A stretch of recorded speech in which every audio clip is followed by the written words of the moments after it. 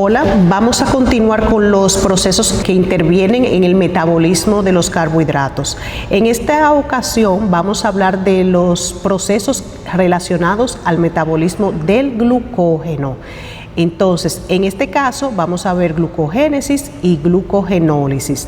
Antes de ver esos dos procesos que están intrínsecamente relacionados, vamos a ver una parte importante que sería la introducción, el glucógeno, la parte hormonal, cómo intervienen en estos procesos. Aquí les voy a dejar dos imágenes. La primera imagen relacionada al ciclo de Krebs. Siempre es importante que en cada proceso, independientemente del metabolismo que estemos estudiando, veamos desde dónde parte. En este caso vamos a ver que en el caso del metabolismo del glucógeno, vamos a ver que tenemos un metabolito llamado oxalacetato, produce glucosa y esa glucosa a su vez va a producir glucógeno. Entonces nosotros vamos a tener otra imagen que también les voy a dejar aquí con una visión general de ese metabolismo del glucógeno, donde se va a ver glucógeno, glucogénesis, glucogenólisis y cómo interactúan con los demás procesos del metabolismo de los carbohidratos.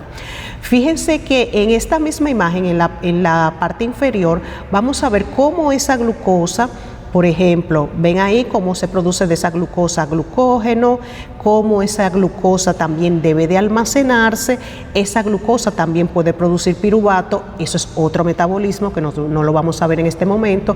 Cómo vamos a ver también cómo se relaciona esa glucosa, por ejemplo, con el ciclo o con la vía de las pentosas, cómo se relaciona también con la síntesis de otros polisacáridos que vamos a ver aquí. Fíjense la variedad de procesos donde interviene o donde va a estar relacionada esa glucosa. Sin embargo, vamos a ver un concepto importante que todos debemos de manejar, que es el concepto de la glicemia. ¿Por qué es importante conocer el concepto de la glicemia? Bueno, porque muchos manejan de que esa glicemia es simplemente el aumento de glucosa en sangre, y ese aumento de glucosa en sangre entonces va a estar relacionado justamente con la producción endógena de esa glucosa, pero también con la alimentación directamente. Mientras más alimentos altos en carbohidratos nosotros podamos consumir, esa glicemia va a aumentar. Entonces, esa glicemia por lo general tiene un valor, tiene un rango que debe de estar entre 70 y 100 miligramos por decilitro. Todos los años la Asociación Americana de Diabetes revisa estos valores, pero también tienen que ver con los valores en el laboratorio donde se toman estas muestras. Ahora bien, para regular este proceso utilizamos dos hormonas que la vamos a ver en lo adelante muy frecuentemente. Toda la modificación hormonal o la regulación hormonal que tiene que ver con los metabolismos de la glucosa y del glucógeno también, que es el del que estamos hablando, están relacionadas las hormonas insulina y glucagón, cada una realizando funciones específicas en este proceso. Por ejemplo, en esta imagen que le dejo, ahí vamos a tener la insulina, que es una hormona hipoglicemiante. Y como hormona hipoglicemiante tiene un mecanismo de acción donde básicamente, en términos sencillos, disminuyen los niveles de glucosa. Y esa disminución de los niveles de glucosa lo hace de diferentes maneras. Ahora vamos a tener una hormona contrarreguladora que es el glucagón. Es una hormona hiperglicemiante y de manera sencilla, ¿qué realiza este proceso? ¿Qué realiza esta hormona? Aumentar los niveles de glucosa en sangre. Entonces esas son las dos hormonas que vamos a estar viendo como mecanismo de regulación de estos procesos. Aquí vemos una imagen donde vemos el hígado, el páncreas, cómo aumenta o disminuyen esas hormonas. Bien, hablemos ya propiamente del glucógeno. El glucógeno es un polisacárido de alto peso molecular y dentro de su estructura que tiene glucosa que está ramificada y que tiene un enlace alfa 1,4 o alfa 1,6. va a tener esas uniones y esas ramificaciones de esa glucosa va a formar una estructura muy grande llamada glucógeno. Ahora bien, con ese glucógeno vamos a tener los dos procesos que hemos mencionado anteriormente, que vamos a tener la síntesis del glucógeno, que se va a llamar glucogénesis, o la degradación del glucógeno, que se va a llamar glucogenólisis. En este proceso vamos a tener un factor o una molécula iniciadora, en este caso de la glucogénesis, que va a ser la glucogenina. Vamos a tener diferentes enzimas en este proceso de la glucogénesis, aquí que ustedes la van a poder visualizar, y vamos a tener básicamente la glucógeno sintasa como la enzima principal de todo este proceso. Entonces, ¿qué es la glucogénesis? De manera sencilla, es un proceso donde se sintetiza el glucógeno a partir de glucosa. Entonces, este proceso se va a localizar en el citoplasma a nivel celular, y recuérdense que a nivel de la parte tisular, esto lo vamos a realizar en el hígado. Entonces, ¿cuál va a ser el sustrato de este proceso? Vamos a tener una glucosa, un fosfato, recuerden que tiene que estar fosforilada, y que el producto final va a ser el glucógeno. Como ven en la imagen que está en la parte superior, van a ver ese glucógeno fosforilado, ramificado y con una molécula clave que se ve ahí en amarillo que inicia todo ese proceso, donde vamos a tener glucogenina. ¿Cuándo se realiza este proceso? Se realiza cuando hay una ingesta alta en carbohidrato. Entonces, porque necesitamos que esa glucosa guardarla, reservarla, y la vamos a reservar justamente mayoritariamente en el hígado y en el músculo, y la vamos a reservar para los procesos o las etapas en las que cada uno podamos metabólicamente se puede encontrar. Entonces, vamos a tener una serie de pasos para la glucogénesis. Entonces vamos a tener el paso 1, donde vamos a sintetizar UDP-glucosa, y ahí vamos a tener la enzima UDP-glucosa fosforilasa para iniciar ese proceso. Luego de que ya tenemos esa primera etapa, esa parte de iniciación, entonces vamos a tener un segundo paso, que es la elongación. Vamos a alargar esa cadena de glucosa, donde lo vamos a alargar a partir de esa molécula inicial, glucogenina, y necesitamos esa enzima principal de todo este proceso, que es la glucógeno sintasa. Ahora bien, vamos a tener un tercer paso, en ese paso ya de elongación como tal, donde vamos a tener la formación de ramificaciones. Vamos a tener una enzima, la enzima ramificante, llamada amiloalfa-1,6, alfa-1,6 transglucosilasa. Entonces, esa enzima ramificante entonces va a ayudar a que se formen todos esos procesos de la ramificación hasta obtener esa molécula grande llamada glucógeno. Ahora, para poder transportar todo ese glucógeno, para que se vaya uniendo y formando esas ramificaciones, necesitamos un transportador. Y en este caso, ese transportador va a ser la UDP-glucosa, que nos va a ayudar a transportar esa glucosa en el proceso de la glucogénesis. En el paso 2, que es el proceso donde inicia la elongación, ya les había mencionado la glucogenina y la glucógeno sintasa, que es la que va a formar los enlaces alfa-1,4 en este caso.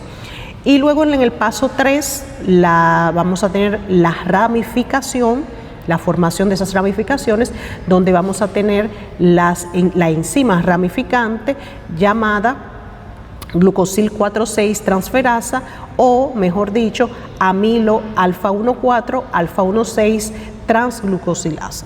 Aquí en este caso se van a ir uniendo, se van a ir formando esas ramificaciones, y vamos a obtener esa molécula, como ustedes ven aquí en esta imagen, una molécula grande de glucógeno. Sin embargo, luego de que ya obtenemos ese glucógeno, lo sintetizamos, entonces viene un segundo proceso, un segundo metabolismo, que sería la glucogenólisis. Entonces, esa glucogenólisis sería la degradación de ese glucógeno hasta glucosa. Sería lo contrario de lo que vimos en la glucogénesis. Entonces aquí vamos a tener, también se va a realizar en el citoplasma, se va a realizar en el hígado, en el músculo, y el sustrato de ese proceso va a ser el glucógeno. Sin embargo, el producto va a ser glucosa libre. ¿Cuándo se produce este proceso? En las fases de ayuno, entre comidas, que vamos a tener ese individuo que se va a caracterizar por fases de ayuno que van a ser periodos no muy largos. No van a ser ayunos muy largos. Aquí va a intervenir la enzima, el glucógeno fosforilasa.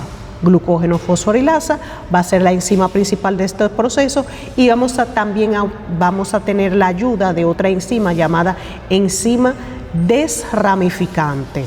Es la enzima, como su nombre indica, que va a ir cortando, va a ir desramificando todo este proceso. Van a intervenir otras enzimas también. Entonces vamos a tener el paso 1 de la glucogenosis. Paso 1. Vamos a cortar las cadenas, o sea, se van a romper los enlaces alfa 1,4, y ¿quién interviene en este proceso de ruptura? La enzima glucógeno fosforilasa. Luego vamos a tener el paso 2, vamos a remover esas ramificaciones, y aquí va a intervenir la enzima desramificante. Esa enzima desramificante, que va a tener igual dos nombres, pero llamada básicamente amilo alfa 1,6 glucosidasa. Y el paso 3, donde vamos a convertir la glucosa 1-fosfato a glucosa 6-fosfato.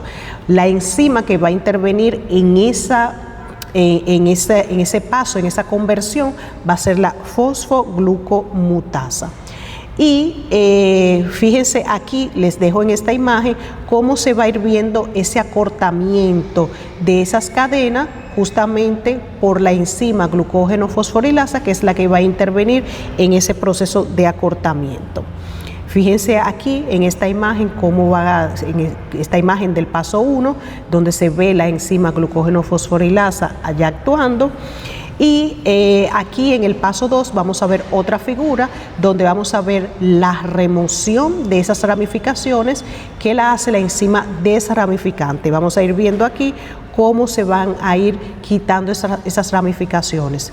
Y luego en el paso 3 vamos a tener entonces la conversión de glucosa 1-fosfato a glucosa 6-fosfato por la enzima fosfoglucomutasa.